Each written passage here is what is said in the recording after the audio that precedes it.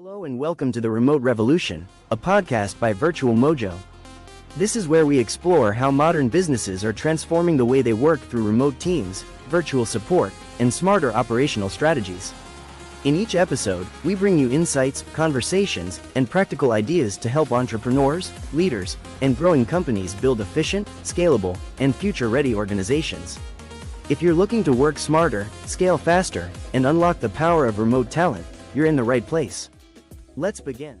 Welcome to Season 1, Episode 15 of the Remote Revolution, with your host, Aneeq and Umaima, as our guests. Today, we talk about why most remote teams fail in the first 60 days. Thanks for having me. I'm really excited to get into this one. Yeah, it's going to be a good one, because today we are looking at that critical make-or-break window of a new remote hire. Right. The danger zone. Exactly. And, it is incredibly easy for founders and managers to just sit back, sip their expensive cold brew, and blame a failed hire on, lazy talent. Oh, yeah. The classic scapegoat. Totally. They just throw their hands up and say, well, people just don't want to work anymore. But the data we are diving into today points to something deeply, deeply uncomfortable. Which is that the leaders are the problem. Yep. The reality is leaders are usually the ones sabotaging their own teams before the ink on the contract is even dry. It's true. It's a hard pill to swallow, but it's true. So, our mission for you, the listener, today is to unpack the real structural reasons these remote hires crash and burn. We are going to expose the systemic flaws. And more importantly, we really need to focus on the things to try. Right. The highly actionable mechanical fixes you can implement to save these working relationships before the damage is permanent. Because that premise really does make leaders sweat, but the evidence is just overwhelming. I bet. It makes me sweat a little bit. Yeah. Well, what looks like a perfectly smooth start on the surface almost always hides massive structural cracks. Wow. Massive cracks. Even when everyone's all smiles on day one. Oh, especially then. The hiring process itself acts as this, like smokescreen. Everyone is excited, the offer is signed, and underneath that initial burst of dopamine, there are deep fractures. Fractures in, what? Expectations? Exactly. Deep fractures in expectations and onboarding that simply haven't ruptured yet. I am definitely guilty of treating the signed offer letter as the finish line. Most people are. It's natural. You celebrate, you pull down the job posting, and you just breathe a huge sigh of relief, assuming the hardest part is over. Right. But hiring is merely the prologue. So if the blame belongs on the structure, rather than the so-called bad hire, that means the real test only begins on day one. Precisely. The most vulnerable phase for any long-term success is that first 60 days. Okay, let's unpack this. Because I can hear the old school managers, and frankly my own inner monologue, pushing back right now. I'm sure you can. What are they saying? Well, isn't figuring it out the exact definition of being a self-starter? That's the common defense, yeah. Right. Because when we hire someone, especially for a senior role, we're paying them to be proactive. Are we just confusing basic autonomy with hand-holding now? No, we are confusing basic map reading with hand-holding. It has nothing to do with coddling. Map reading. Okay, explain that. Well, it is rarely a question of the employee's work ethic. It is a crisis of direction. When a remote team member fails early on, you are almost never looking at a performance issue. Wait, really? Never a performance issue? Almost never. You are looking at an onboarding failure. That's a huge distinction to make. Yeah, it is. Because you can recruit the most proactive, brilliant, autonomous self-starter in the entire industry. Yeah. But if they do not know what specific direction the company is moving in, they're just going to sprint incredibly fast toward the completely wrong horizon. Oh, wow. Yeah, sprinting in the wrong direction doesn't help anyone. Exactly. In a remote environment, there is this pervasive, almost arrogant expectation that a new hire should just figure things out. Right. They get a company email, log into the project management software, maybe a cheerful welcome message in the general chat. And a bunch of emojis. Yeah. Lots of party emojis. And then they're just left to navigate this complex digital workspace completely alone. Which is a fatal flaw. Remote work cannot function on the assumption of acquired knowledge. So if I have to stop assuming that a stellar resume translates to instant institutional knowledge, what is actually breaking down mechanically in those early days? Well, we see 4 major patterns of failure showing up universally across these failed 60-day windows. Okay, what's the first one? First, unclear job expectations. Second, weak or purely administrative onboarding processes. Administrative, meaning just HR paperwork and benefits enrollment. Exactly, not actual job training. Third is heavily inconsistent communication from leadership. Oh, I've definitely seen that one. And fourth, a total lack of structured performance tracking. Let's look at that expectations piece for a second. Because handing over a 40-page PDF employee handbook obviously isn't bridging that gap. No, not at all. Job roles are frequently handed out with these encompassing, vague titles. Like manage social media. Yes, or handle customer support. But underneath those titles, there are zero measurable items. Right. No clarity on daily priorities. And absolutely no defined timeline for what success looks like by the end of month one. You know, it feels like throwing someone into a moving system with zero context. That's a great way to put it. It is like jumping into a moving car on the highway, Yep. and the driver immediately bails out and says, all right, you drive? Yes, exactly. But nobody has shown you where the pedals are.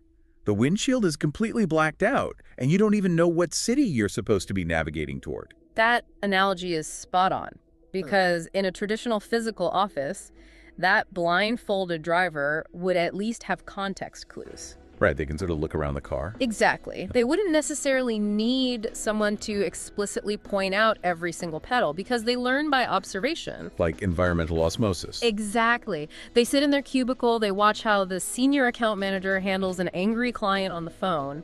They pick up on the rhythm of the day. The cultural quirks, the unwritten rules. All of it. But in a remote environment, osmosis does not exist. Yeah, you cannot absorb context through a 14-inch screen. You really can't. Everything must be explicitly and intentionally engineered. If a process isn't documented and explained, the employee is forced to guess. And guessing leads to doing the wrong work, which leads to delays. And eventually, total frustration. Because while this new hire is sitting in the driver's seat of this moving car, randomly pressing buttons and hoping one of them is the accelerator, Right. leadership usually pulls a vanishing act. They do, and the tragedy is, leaders actually think they are doing the employee a favor. Wait, they think ignoring them is a favor? They do. There is a flawed assumption that the sheer act of hiring automatically solves a bottleneck. Right. A founder thinks, great, the marketing role is filled, marketing is now solved. Exactly. And then they step back entirely. They disguise this abandonment as granting autonomy. Autonomy. The ultimate buzzword. Yes. But stepping back in a remote setting without first building a structural framework doesn't create independence. It creates a vacuum. A massive vacuum. Here's where it gets really interesting. Because the psychological fallout of that vacuum is fascinating, but also pretty dark. It gets very dark very quickly. When a remote worker is left floating in that space without clear direction, they typically respond with one of two extremes. Let me guess. Over-communicating or under-communicating? Nailed it. They either start over-communicating out of sheer panic-inducing anxiety. Ping, ping, ping on Slack all day. Yes, pinging you for every microscopic decision because they are absolutely terrified of doing the wrong thing. Or they swing in the complete opposite direction. Right, they under-communicate out of pure fear. They hunker down. Because they don't want to look incompetent or needy. Exactly, so they just sit there in silence, hoping they magically stumble onto the correct workflow. What's fascinating here is that latter scenario is where the real danger lies. The silence. Why is that worse than the constant pinging? Because in a physical office, if someone is sitting quietly at their desk staring blankly at a monitor, a manager can read the body language. Oh, right. You can see the panic in their eyes. Yes, you can walk over and intervene. But in a remote setting, silence is a black box. And because leaders are busy, they almost always misinterpret that silence. Right, they misinterpret it as deep work or high productivity. They assume, oh, I haven't heard a peep from them in 3 days. They must be crushing that new campaign. Exactly. So because that silence is falsely interpreted as approval, we fall into this bizarre honeymoon phase. The first couple of weeks look deceptively fine, but the car is actually drifting toward a ditch. We call this the 6-week illusion. It is incredibly common. The 6-week illusion. Tell me about that. What does that look like? Well, in weeks 1 and 2, the calendar is full of HR, paperwork, software setup, and a few low-stakes introductory tasks. So they're busy, but not really producing anything major yet. Right. The new hire is still running on the adrenaline of a new job, but right around week 6, the performance mysteriously drops off a cliff. Wow. Just falls off completely? Yep. The initial motivation fades, and because there is no feedback loop, no structural map, and no clear direction, the momentum completely stalls out.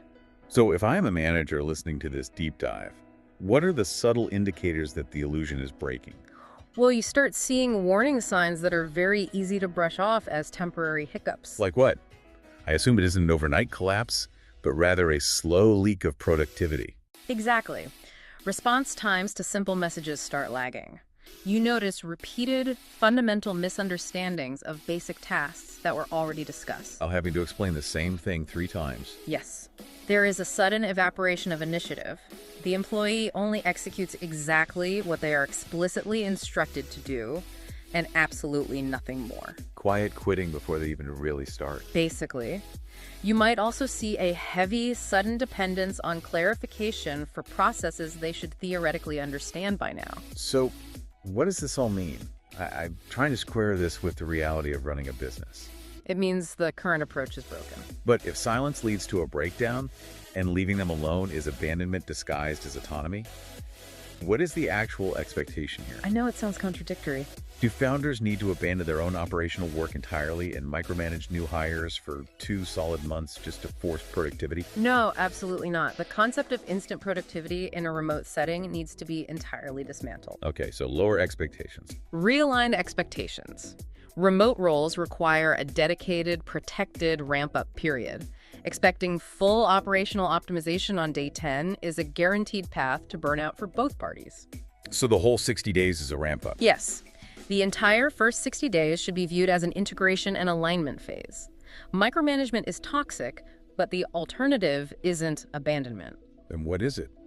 It is structured involvement. Structured involvement. Let's define the mechanics of that, because conceptually it sounds great, but I need to know how that looks on my calendar. Sure. It is a phase reduction of proximity. Okay, break that down for me. Week 1, what am I doing? In week 1, structured involvement might look like a daily 15-minute sync at the end of the day. You were simply asking, where did you get stuck today and what do you need from me for tomorrow? Okay, 15 minutes a day, I can do that. Exactly. By week 3, that scales back to a 30-minute meeting twice a week.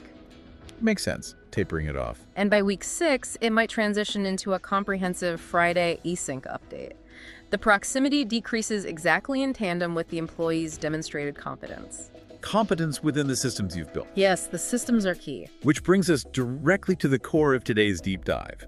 We need to talk about the actual things to try. Yes, let's get into the mechanics. Because if we know that hands-off ghosting fails and hovering over their digital shoulder fails, we need to talk about building the machine. Right, you need tangible systems. So what does a founder need to build before they even hit publish on the job listing? You cannot hire someone until 3 core systems are locked in and tested. Okay, number 1, what is it? First, a mechanical onboarding system. And to be clear, this is not a PDF of company values. Goodbye, 40-page PDF. Exactly.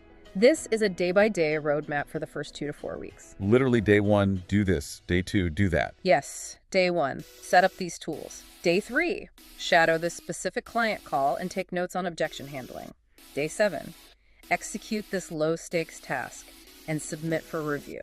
It's giving them the exact sequence of pedals to push before turning on the engine. That's a perfect callback to the analogy, yes. Yeah. Second, you need a communication system. So this is essentially the GPS for your moving car analogy. Exactly. It is a defined triage protocol. A triage protocol. I like that phrasing. What does it actually look like?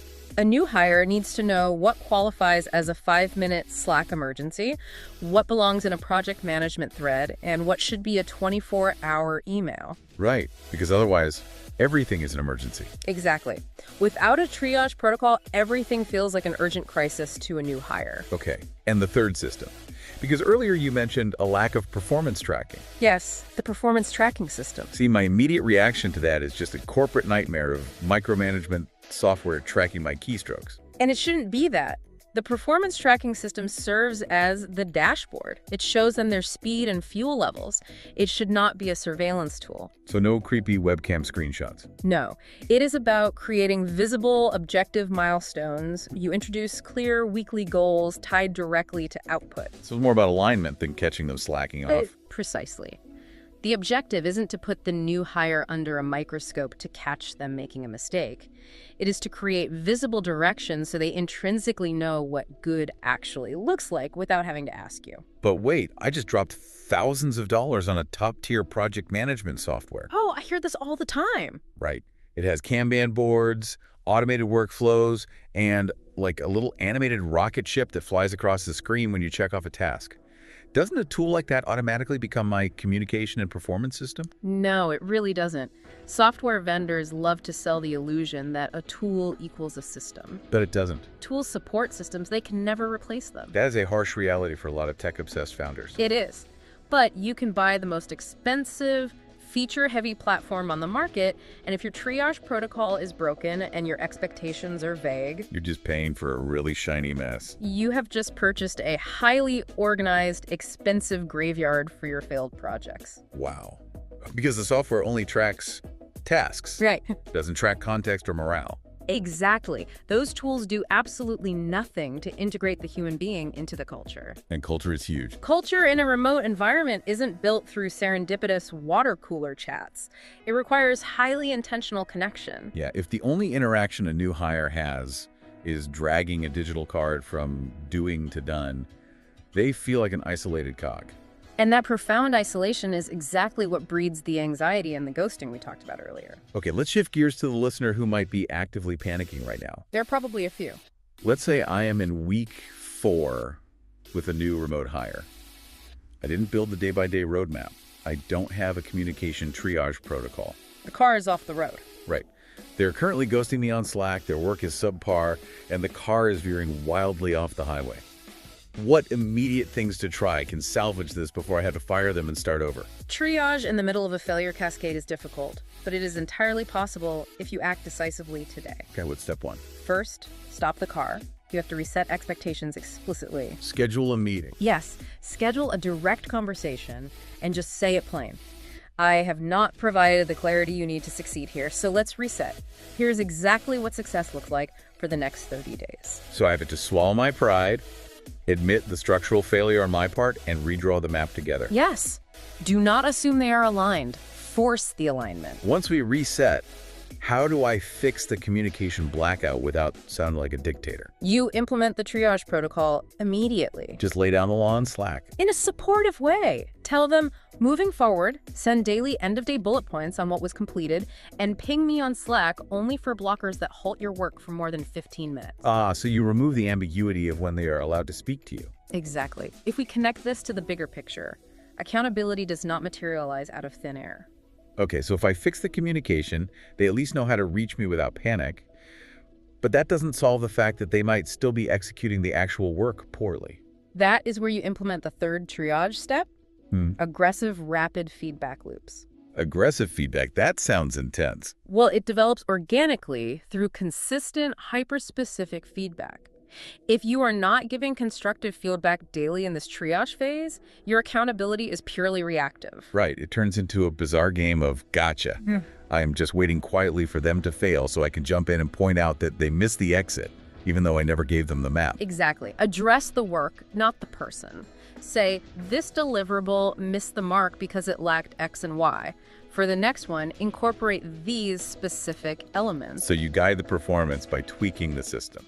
Yes. Almost all early 60-day issues can be reversed if leadership shifts from blaming the individual's talent to relentlessly fixing the structural environment around them. Let's bring all of these mechanics together, because the core revelations from our dive today are actually incredibly empowering, provided you're willing to do the heavy lifting up front. Very true. Most remote team failures in those crucial first 2 months are entirely preventable. Long-term success is not about scouring the earth for some mythological unicorn employee who requires zero management or context. No, those unicorns don't exist. Right. It is about highly structured, intentionally designed onboarding. It is about building the GPS, explaining the dashboard, and handing them a clear map before you ever ask them to put their foot on the gas. Because the first 60 days are the blueprint for the entire life cycle of that employee. The absolute foundation. Yes. If you invest the operational energy into clarity, triage protocols, and structured involvement during that window, you build a resilient foundation that scales effortlessly. And if you don't? If you rely on assumptions and osmosis, you will be trapped in an endless, expensive cycle of hiring and firing, wondering why the talent pool seems so unmotivated. And that brings us to the close of our dives today. But before you step away to audit your own onboarding docs, I want to leave you with a slightly controversial thought to mull over. I love these. Let's hear it. We spent a lot of time discussing how silence in a remote setting is dangerously misinterpreted as approval of bad performance.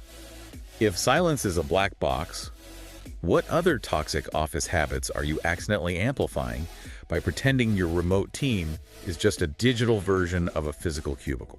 That is a fantastic question to ask yourself. If you aren't ruthlessly and intentionally designing your remote culture, you are likely just importing the absolute worst parts of the traditional office straight into your employees' living rooms. Couldn't agree more. Thank you for joining us today. Take these things to try, build those systems, and we will catch you on the next deep dive. Thank you for listening to The Remote Revolution. If you enjoyed this episode, make sure to subscribe and share it with other professionals who are building the future of work. To learn more about how Virtual Mojo helps businesses grow with highly trained virtual assistants and remote support teams, visit www.virtualmojo.com. For inquiries or collaborations, reach out to us at contact@virtualmojo.com. Until next time, keep building smarter systems and embracing the future of work.